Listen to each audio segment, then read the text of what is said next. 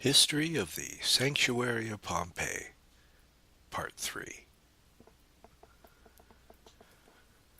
Book 2nd, The New Valle di Pompei.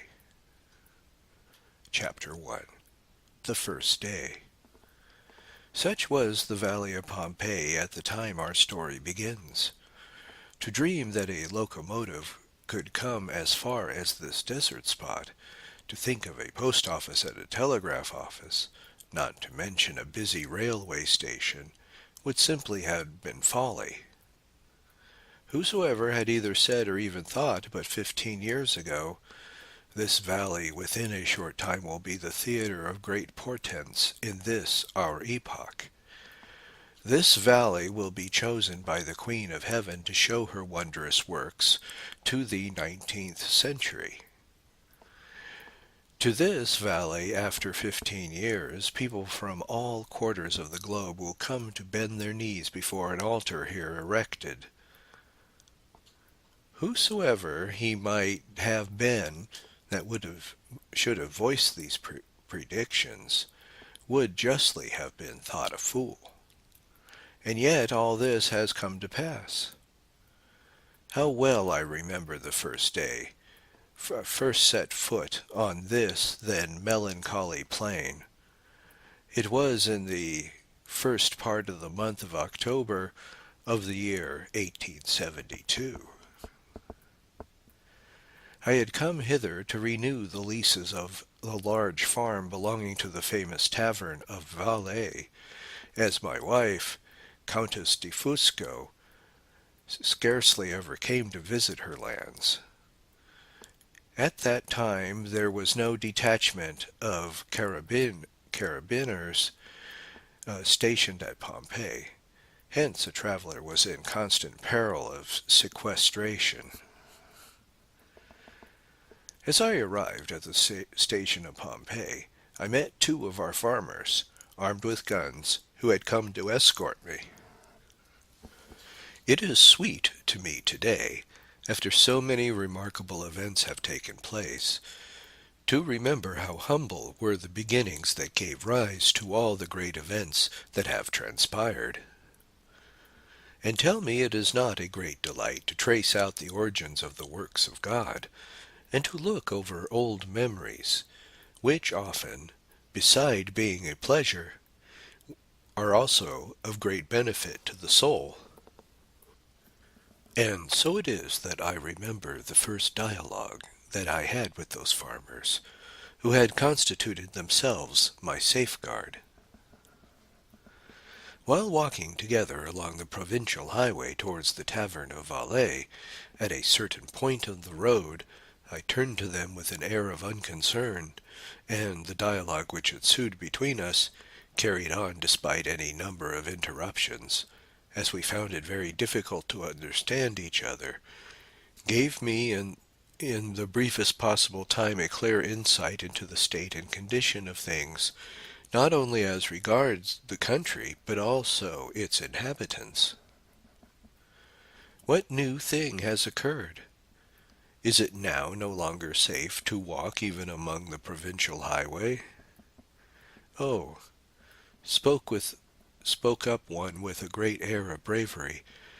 When yon are accompanied by us, you have nothing to fear. What, are there any brigands about? Oh no, dear, no. Brigands indeed. The band broke up after the absence of Pellone. Absence? You mean death, answered I. Pellone dead? Answered the farmer with a sharp little whistle. Pellone does not intend to be found. They say he is dead, but instead of that he is hiding amongst the mountains of Amalfi and Agarola. I looked at him in surprise, pitying the credulity of these poor people. But if Pellone had absented himself and is no longer here, what is the need of your going thus armed? Eh? He answered with an ironical smile. There are robbers abroad. Robbers, continued I, slightly raising my eyebrows. Robbers on the provincial highway? Where are the carabineers? There is no barracks here. And touching with his right hand the gun he carried over his left shoulder, we guard ourselves, he said. So saying, our little troop had happily reached a certain point near the amphitheater, where the two sides of the road form a rise, because cut through a mound of lapilli and ruins. Here we are at the Pass of Valais, said the other farmer, and here it is necessary to be very cautious, as robberies and assaults are perpetrated here without cease. And here he began to count up all the persons he knew that had been assailed in broad daylight. But when we neared the tavern of Valais, and had already reached the old parish of the Most Holy Saviour, there, said he, pointing to a house lying a little behind the church, it was there that one night the troops opened fire against some brigands who had taken refuge within. It was truly an infernal night. It poured, and a furious wind was blowing. Oh, how much blood was shed! This short account of a tragedy that had happened in our days, right near that old amphitheater, that recalled to my mind the streams of human blood that had there been shed in times of old for the pleasures of ferocious hearts, filled my spirit with a sadness, and drew a veil of melancholy over the pleasant and serene joys I had felt when I got out at the station of Pompei.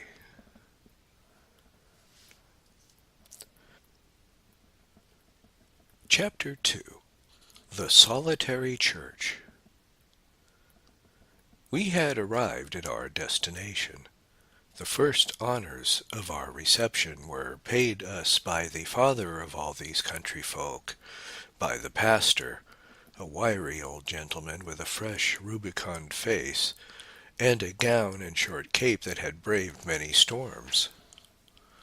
This kind pastor was the first person with whom I was able to exchange a word in any intelligible kind of language, as the inhabitants of the valley speak a very broad Neapolitan dialect, and I with a closed accent, as we all of Lecce do, which made it a difficult matter either for me to understand or be understood.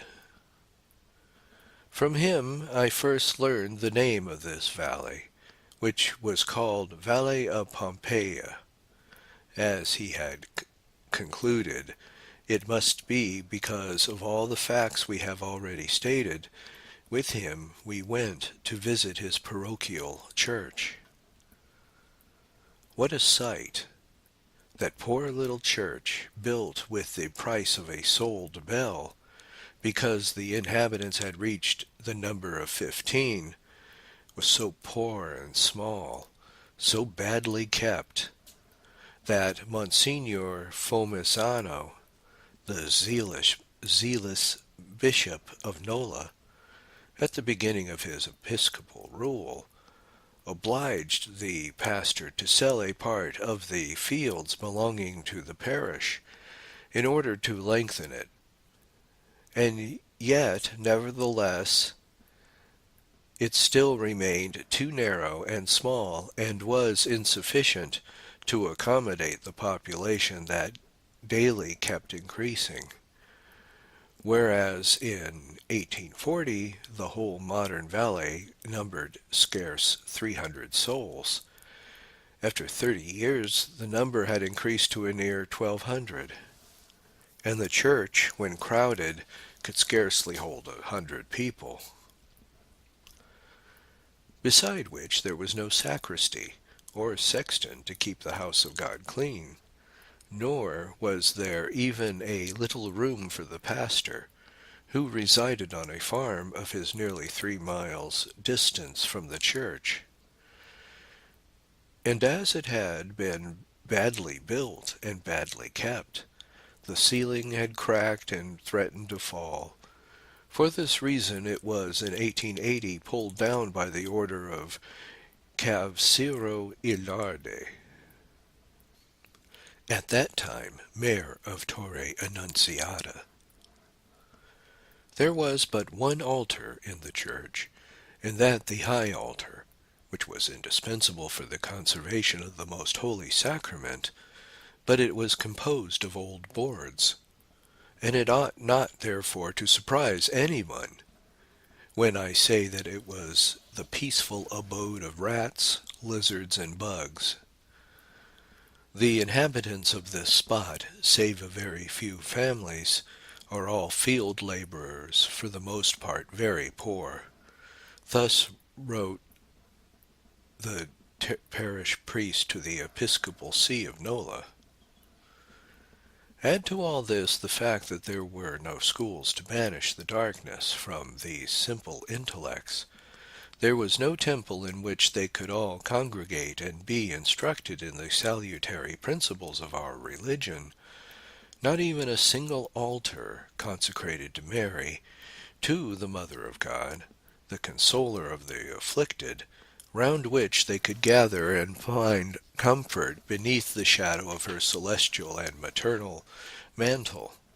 It is true that Monsignor Joseph Formisano, moved by his paternal zeal, had for many years been trying to build a church there, but he could not accomplish this design alone, overburdened as he was with the charge of more than 700 churches, among which were 85 parishes, exceedingly poor for the most part, and some in construction.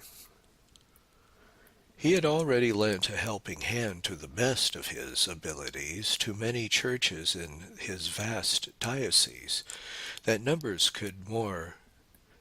more than 200,000 souls, scattered among the valleys and hills in the 4 different provinces. And so he waited for heaven to answer his ardent prayers. Such was the state of, and such the miserable worship in, the only church then existing here.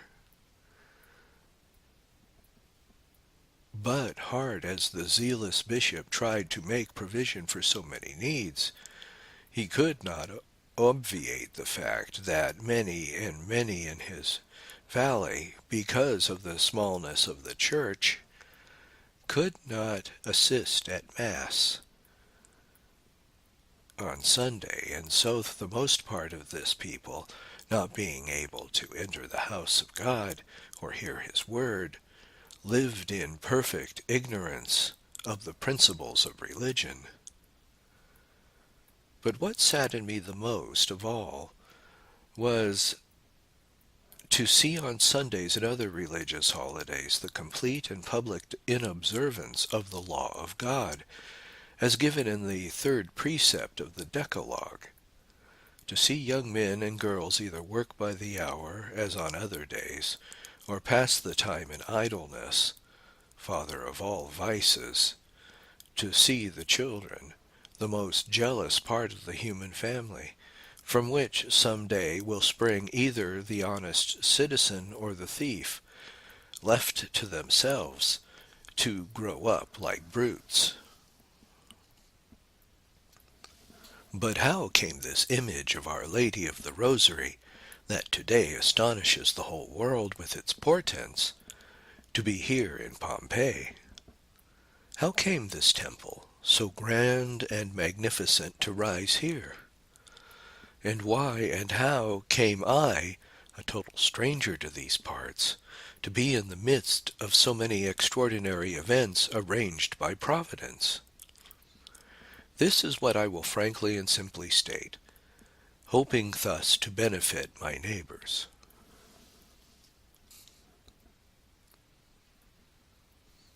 Chapter 3. The Answer. Reader, have you ever had your heart and mind enveloped by a cloud of sad, black musings that have given you a feeling of irksomeness, of desolation, and of being so downcast? You alone, then, can understand me. Having scarce emerged from the dark forest of errors in which, as a follower of magnetism and spiritualism, I had lost myself, my soul could find no peace. At the age of 33, incessant, hard, and implacable battles with Satan, who was constantly conjuring up new tempests with which to assail me, had beaten me down and obliged me to bite that dust, from which my proud head was wont to rise rebelliously and arrogantly against God. And here it was that God awaited me, that where iniquity had abounded there might be grace and mercy superabound. It was the one abyss calling another abyss. God is patient and long-suffering, because he is strong. Being omnipotent, he neither is angered nor takes vengeance, because all is subservient to him. He is loving and gentle, of his own nature good, that is to say, lavish of his gifts, but just in punishing, because of our sins. He awaits man's penitence, but, if he be obstinate, must, in justice, condemn him. O great and merciful God, what if not thy essential bounty moved thee to wait so long for my return to thee, despite my distant wanderings? What if not the fact that all thy ways are ways of mercy and of truth? Thou to my rebellions did oppose thine infinite patience. With the most gentle benignity didst thou throw my meat, my wanderings. And when I offended thee, thou answerest with the sighs of thy loving, generous, and paternal heart. At last, after my repeated falls, thou didst stretch out thy helping hand. Thou sawest my humiliation and my trials and sufferings, and then thy mercy triumphed, for in the valley of humiliation thou raisest the mountain of thy grace. And the first fruit of thy grace was to inspire me with an ardent, insatiable, and uncontrollable desire of thee, truth, light, food, and peace of man, thy creature. So it is my soul was anxiously seeking God. God alone, as the unique center, could fix my intellect, floating on a fluctuating sea of errors. God alone could satiate the restless desires of a heart torn by numberless and burning passions. One day, it was the 9th of October, 1872, the tempest in my soul was torturing my heart and my body more than usual, and filled me with a sadness not far removed from desperation. I went out of the house, a villa of the Defuscos, and began to walk with a hurried and nervous step through the valley without well knowing where I was going. So walking, I came to the most bleak and desolate part of the country, a spot the peasants called Arpaia, almost as though it were the dwelling place of the harpies. All nature lay wrapped in the deepest silence. I looked around me. Not even the shadow of a living soul. Suddenly I came to a dead stop. My heart was bursting within me. In such darkness of being, it seemed to me as though a friendly voice were whispering to me those same words I had read, and that a true and holy friend of mine, now gone to his rest, was ought to repeat to me. If you seek to be saved, promulgate the Rosary. This is dear Mary's own promise. Who promulgates the Rosary is safe. Satan, who had held me as his prey, saw his defeat drawing near, and in a last desperate effort wound his coils more closely around me. It was the last battle, but a most terrible one. With the audacity born of despair, I raised my brow and my hands towards heaven, and addressing myself to the sweet Mother Maid, if this is true, I cried, that thou didst promise to Saint Dominic that whoever should promulgate the Rosary should be saved, then I will be saved, for I shall not leave this valley without having propagated thy Rosary. No voice answered me. Silence as of the grave encompassed me about. But suddenly a great calm succeeded to the dreadful tempest in my soul, and I felt that perhaps some day my cry of anguish would be answered. When I arose, I felt that a tear had wet my cheek. Heaven did not make me wait long for an answer. The pages before you, reader, will soon explain it all to you. Read and judge. Chapter 4. The First Attempt. And so I resolutely determined with all my powers to promote the devotion of the Rosary in this desolate valley, where, by a strange disposition of Providence, I found myself at the time. And how was I to do it? How was I to teach the Rosary to a people that lived scattered in farms and cottages, without even a site in which to gather them together on a Sunday? There was no other way than to go from house to house freely distributing rosaries and medals. As they were given gratuitously, they were gladly accepted, except by many with a certain avidity, as being of metal they appeared to those poor folk to be of some value.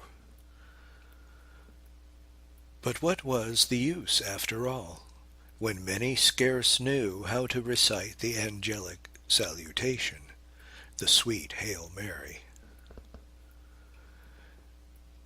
But in coming into closer contact with this people, I noticed that they had an innate piety and a profound reverence for the dead.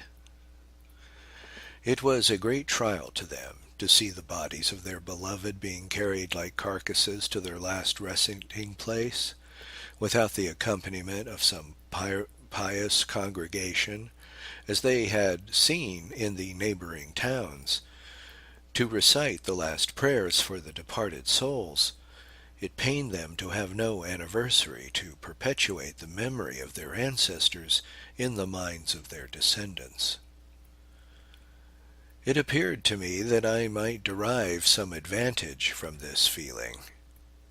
Here, I thought to myself, is the instinct of the immortality of the soul. Their reverence for the dead, the undying memory which they wish to keep of them, their prayers and suffrages, are clear proofs that way down in the soul of man, no matter how ignorant, God has implanted the dogma of the immortality of the soul. I took hope and felt that this people, dispersed to the right and left, could more easily be led to congregate when the object proposed was to their liking. I therefore decided, in order to obtain my end, that my first step towards captivating their good will should be the establishment of a confraternity, whose duty it would be to accompany the deceased and to suffragate their souls by means of the recital of the Rosary. But there was this eternal obstacle, where to have the confraternity congregate. It was a heavenly day towards the end of October, a day that invited you to go out, and I, having no one with whom to converse, went out to hunt. Beneath those long rows of poplars that line the banks of the river Sarno in the direction of the Royal Powder Magazine of Scafati, I met a young huntsman. He was tall, wore gold eyeglasses, and was very affable. I was exceedingly glad when I came from him that he was a priest. He was a native of the valley, and his name was Gennaro Frederico. And continuing along our road, I opened my heart to him about my wishes to form a society of the Rosary among the contadini, so that they might fraternize amongst themselves and learn to recite the Rosary, and also lend medicines and assistance to the sick, to give dowries to indigent girls, and a Christian burial to the deceased. "It will be very difficult," he answered. "This people has lost faith in such things. Nevertheless, I would not allow myself to become discouraged." And I questioned him closely as to the habits and customs of the people, and I learned much from him. Among other things, their great fondness for popular feasts, games and merry-go-rounds, and other such like amusements, but especially the attraction that raffles had for them. All the women of the country round about would rush to attend in the hope of winning a gold ring or a pair of earrings. There, I thought to myself, is my first expedient, to open a great lottery and distribute rosaries, medals, images, and pictures of the Virgin of the Rosary as prizes. Thus, after the course of a few years, every individual will have a rosary, and every house will be decorated with a picture of the Virgin of the Rosary. I decided in my mind to institute the lottery together with a feast in honor of the Virgin of the Rosary the very next October. Thus, at least by means of the ecclesiastical rites, the panegyric, the fireworks, the popular games, and clamorous raffles, not only would the festival remain impressed on their minds, but also the word Rosary and the title of Virgin of the Rosary. So I determined that the first feast in honor of the Rosary in Valle di Pompei should be celebrated during the month of October of the following year, 1873, and that I would prepare for it a year beforehand.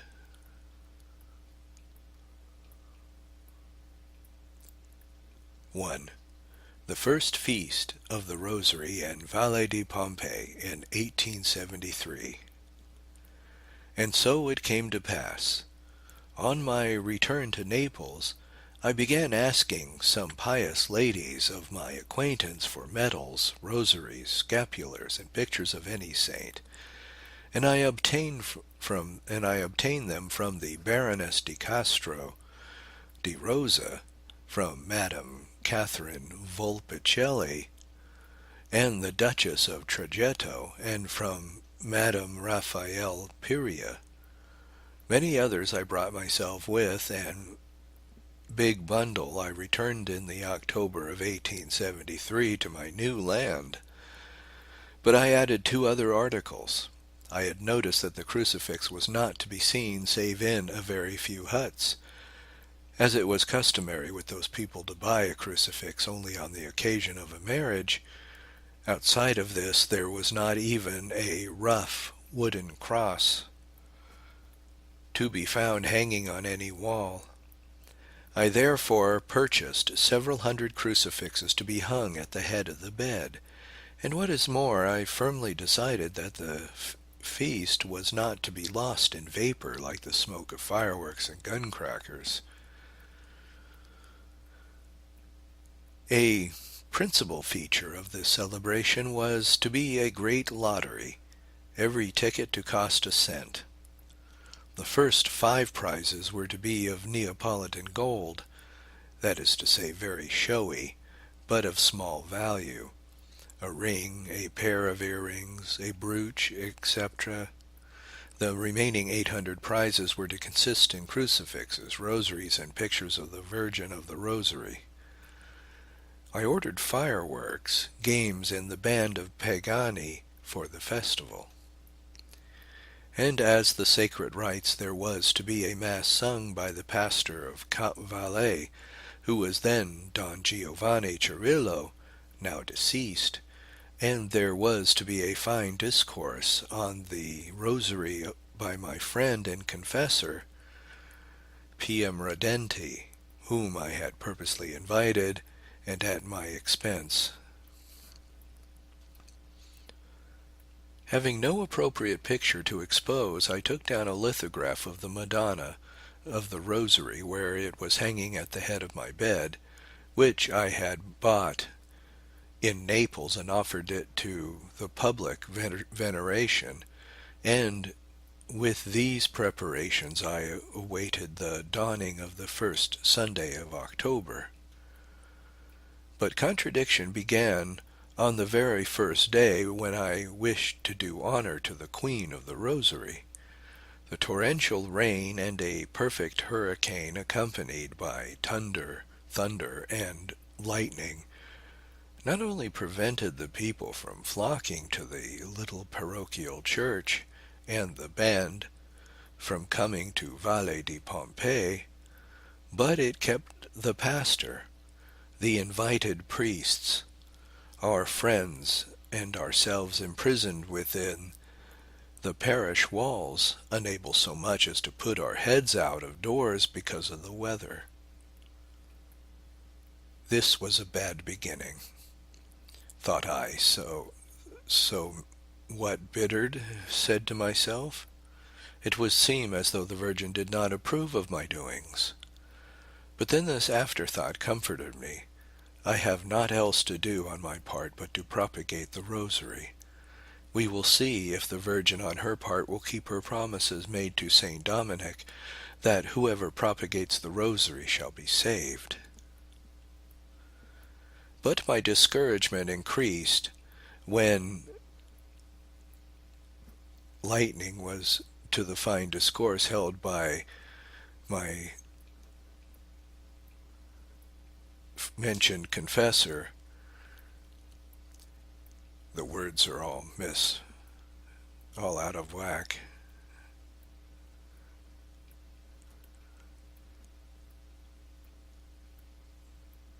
I noticed to my brought very little of what he said was understood by the people who were gathered together, as they were only used to hearing their own dialect and their own pastor. So it seemed to me labor lost and money wasted. 2. The second feast of the Rosary in Valle di Pompei in October of the year 1874. In order to forestall any hindrance the weather might place in the way of next year's festival, I decided to leave to every family, as a visible reminder of the feast, a pretty rosary and a picture of the Virgin Mary. And the October of 1874 having duly been ushered in, I prepared another large lottery. It was customary in that part of the country, when an invitation was to be made to the people at large, to send out a crier, and this latter was always some woman, known for her strong and stentorian voice. So 8 days before the time set, I set out this woman to proclaim throughout that part of the country was coming to the feast of the Rosary. For 3 whole days I myself went from farmhouse to farmhouse asking for any offering of corn or cotton to celebrate the festival of the Virgin of the Rosary. House by house I entered and invited their occupants to come to the parish, and to enjoy in the middle of the provincial road the great spectacles offered for their amusement, not to mention a great lottery. From the sale of the corn and cotton I was intended to draw two advantages. The first was to increase the sum that I had decided to spend my own money, and my second and most important object, in which I succeeded wonderfully, was to thus solicit these country people to come to the celebration as being personally interested in it. The festival succeeded quite brilliantly, so that the inhabitants immediately understood that I had paid nearly all the expenses from out of my own pocket. But neither did I have in that year a fit image of the Virgin of the Rosary to expose to public veneration. For this second feast of the Rosary in Valle di Pompei, I had another lithograph of the Virgin placed in the little tumble-down parochial church beneath a small canopy, and around this picture were engraven in small compartments the 15 mysteries. I had bought it in Naples from Antavilla the stationer, and I left to the pastor of the church in memory of the feast. Meanwhile, in order not to make another mistake, I thought this time that no one could better preach to the people than their own pastor, whom they would be able to understand. I therefore begged him to preach 3 sermons on the Rosary to the people, hoping that the words of their own pastor would bear far more copious fruit than the preceding year. But even this time I failed in my intent, for instead of taking for his theme the Rosary, he chose to preach about the Salve Regina.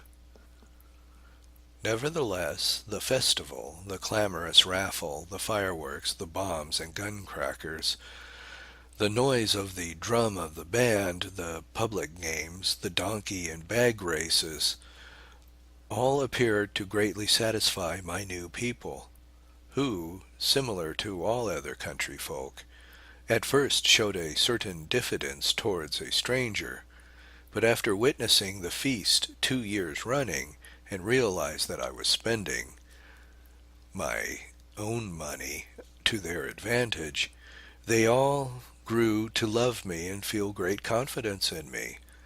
But the feast, the sermon, and the lottery were but merely a torrent sweeping through the land without leaving the ground fertile. The Rosary had not been learned, much less understood. I was discouraged but not disheartened. My object was none other than the propagation of the Rosary. I did not expect the fruit of my labors here. I scattered beads and medals broadcast among the poor, and having acquired their confidence, I began seriously to debate with the learned and experienced prelates as to the wisest and best to firmly establish the devotion to the Rosary already begun under such favorable circumstances. Nobody could suggest anything better than to found a confraternity which they should meet all the needs of his people. But how attain unto this?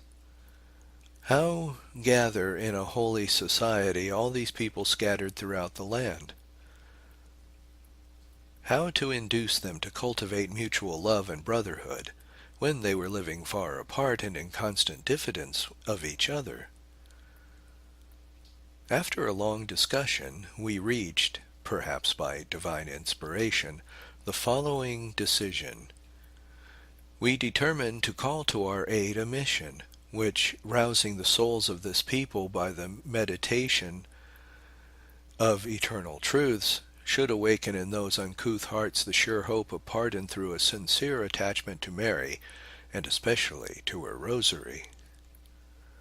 One day that I had gotten out at the station at Portici, I met a priest who appeared to me both learned and zealous, and on questioning him I found him to be a missionary of the Sacred Hearts, of which institution the Venerable Henry of Secondigliano was founder, And having found out this much, I opened my heart to him, and he told me for a long time the Lord had given me an earnest desire to have a mission come to Pompei. That worthy priest belonged to the family Genovese of Pagani. In fact, he was the brother of that Philomena Genovese, Franciscan and Dominican tertiary, who died in the odor of sanctity. He greatly encouraged me and offered me his services. From that day forward we were linked together in close friendship. So with my mind fixed on that point, I began to study by what means I could actuate my design, which for me was then a very arduous question, ignorant as I was of all ecclesiastical manners, and a layman and stranger to those parts, neither knowing the Bishop of Nola nor the Cardinal of Naples, who was at that time Sisto Riario Sforza, or any prelate of the neighboring diocese. But my designs were for the time crossed by the envy of him who first upon his Maker turned his back.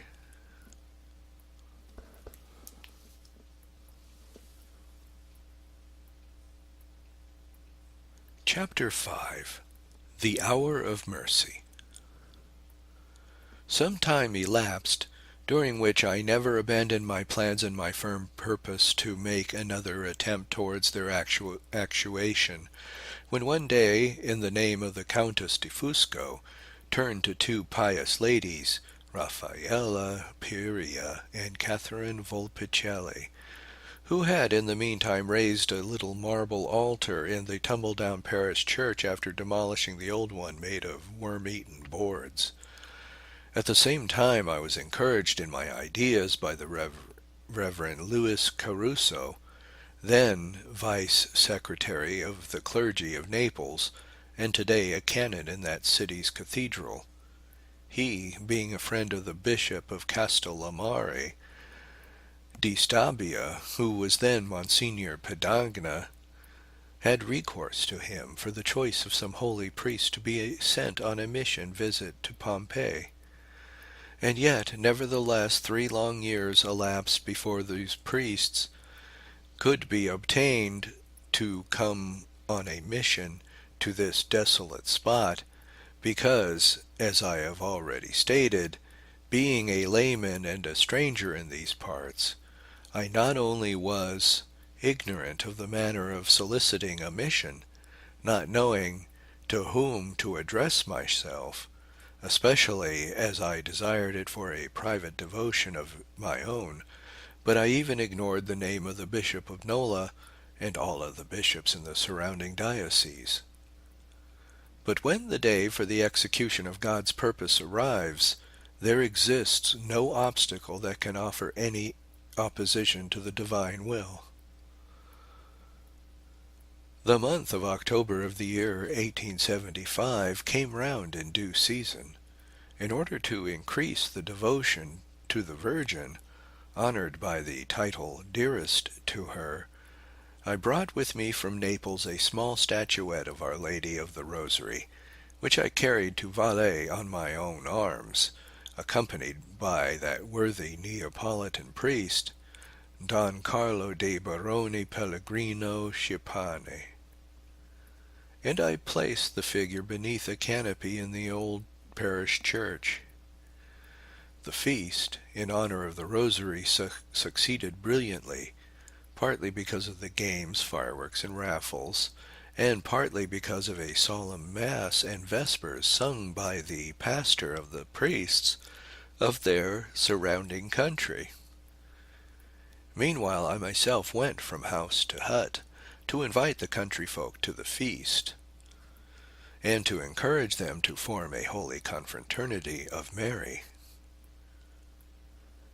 Having thus ordered manners, my first care was to clean up and put in order as much as possible the miserable little church, so as to give it a slightly more venerable aspect.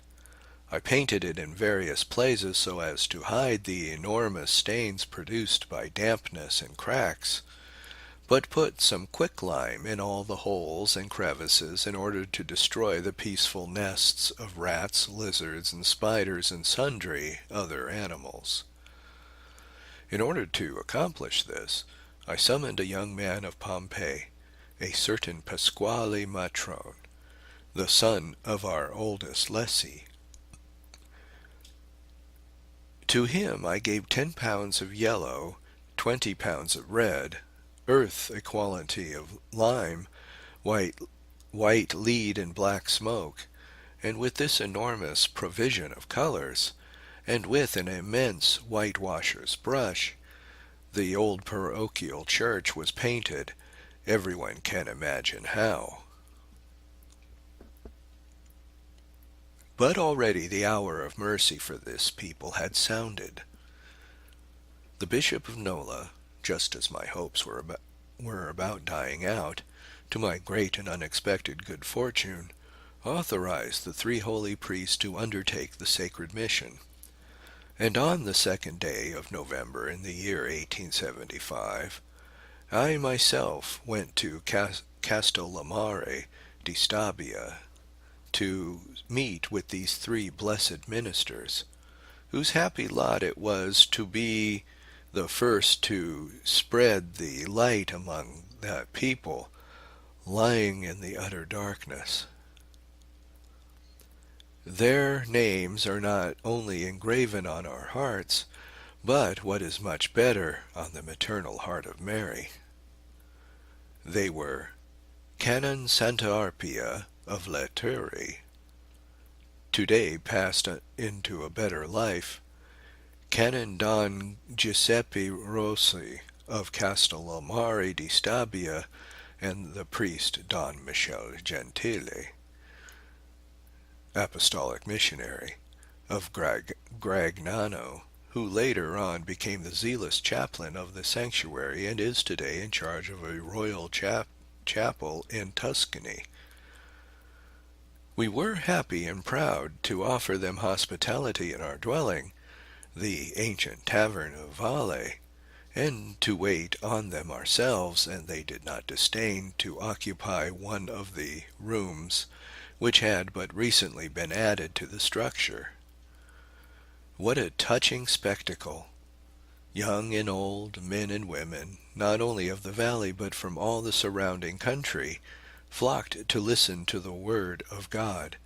As they could not find room in the little church, they crowded around the entrance, right out in the middle of a provincial road, exposing themselves gladly to the variable November weather. In the evening, after the sermon, these fields, a short while ago so mute and solitary, resounded with the sweet salutation to Mary, while the inhabitants, returning in groups to their homes, scattered to the right and left, chanting the Rosary. The result showed the power of the Rosary and the pleasure of our heavenly Queen. All reconciled themselves with God and settled their quarrels. Many old enmities disappeared, and nearly all asked to be made members of the Confraternity of Mary. It was on the 12th day of November, 1875, when the venerable Bishop of Nola, Monsignor Don Giuseppe Formesano, came to Pompei to administer the rite of confirmation at the close of the spiritual exercises. It was the first time that I had the pleasure and fortune of meeting the prelate, and it was then I had made known to him the great longings that had been burning my heart for 3 years, which was to raise in this land of Pompei, at my own expense, an altar to the Mother of God, under the title of Rosary. In order to keep alive in the hearts of this people a devotion so beautiful, so useful to the soul, so approved by the Church, and so blessed by Mary. Having heard my desire, and having learned from the 3 above-mentioned priests the pitiful condition of the people, the holy bishop, his heart touched with indescribable pity, turning to us and to the Countess de Fusco, tears really gathering in his eyes, pronounced these memorable words, which were the origin of the great work of God in this spot. I consider it my duty to raise a church which shall gather together for divine worship all these poor people, and for many years I have been looking earnestly to find at least one person to help me, as this is the most remote point of my diocese. But now that you wish to raise an altar in honor of the Rosary, I propose that we raise instead not an altar, but a church. Seek to find subscribers for a halfpenny a month, and so you will collect a certain sum on your part, while I, on mine subscription, a subsidy of 500 francs. This proposition, made to me after 3 years of vain efforts, which I had not succeeded in raising a simple altar, or of any kind of brotherhood amongst this poverty-stricken people who seemed to be so strange and so exceeding my capabilities, that I was at first taken aback. In fact, I turned to Canon Don Giuseppe Rossi, saying, I fear that this is an astute strategy of the evil one, in order to dominate or hinder our carrying out of a merely good plan, proposes an excellent one, and so with the pretext of building a church, which would require dear knows how many years, comes to hinder the institution of the confraternity of the Rosary, which is already well disposed and ordered. But that worthy minister of the Lord thus answered me, The counsel of our superiors is the voice of God. Your good will is acceptable unto God, but carry out in the instruction of your superiors.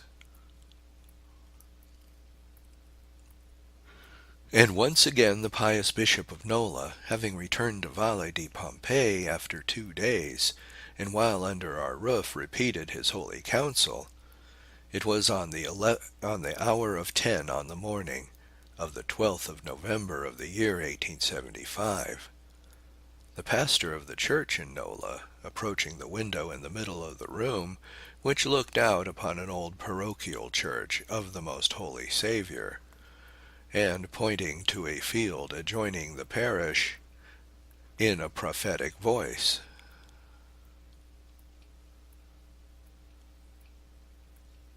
That is the spot where a temple must be raised in Pompei. That bishop was truly a prophet, but not even he knew the bearings of his words. 15 years had elapsed, and that temple not yet completed had acquired universal fame, and received its solemn consecration in the hands of a papal delegate and most eminent Cardinal Monaco La Valletta. At the end of 18 years, in 1894, that church had begun, for poor farmers received the sanction of its universality and of its greater glory by being raised by Leo XIII to the dignity of a pontifical church, and raised a sanctuary of the world, under the dominion of the See of Peter in Perpetuo. The Countess, on her part, refused the undertaking, offering as an excuse her sorrow for the recent death of a son and her family cares. But I, whose great object was to end the battle with Satan, without thinking of the consequences of the undertaking, turned to her and said, Promise your consent to the bishop, and I will act for both of us. Place your signature at my disposal. Put me in contact with your acquaintances, and the Virgin will look to the rest. But the wise prelate, the man of God, well knowing what immense obstacles the world and the devil generally place in the way of all the Lord's works, especially when the erection of churches is concerned, turning to us, remarked, "You wish to build a church, but are you disposed to be called thieves and brigands, to be dragged through the streets of Naples like malefactors? If so, then, you will carry out God's work, for God will bless all your efforts, all your intentions, otherwise you will fail." These authoritative words of the anointed of the Lord, the head of the diocese, still sound in our hearts and minds and give us courage in the midst of contradiction, and he was wont to repeat them to us as often as he came to Pompei. And truly, we behold the work of Pompei triumph marvelously over all difficulties, despite the hate of hell, as was the work of God and not of man. Yes, we frankly confess to it. We would never have had the presumption to begin the building of a great sanctuary here in an open and desolate country. It had not been for the words of authority and comfort spoken by that holy bishop, who e'en from the outset, as though he had been a prophet, prepared us to meet future trials, and had it not been for the still more powerful aid of Mary, who upholds and strengthens us in her constant prodigies. In this wise, spurred on by the bishop's authority, I went to work. I made use of the name and influence of the Countess. I immediately wrote various letters to her many friends, generous Neapolitan ladies, asking their subscriptions of a cent a month, so as to build a church to the living God on the land once given to the worship of false deities. And so it is that the Lord, to show his power, sent down upon the poor human being, assailed by Satan, the rivers of his grace. But it is now time to state how this image of the Rosary today became famous throughout the world for its miracles, was the first found and brought to this desolate valley of Pompei.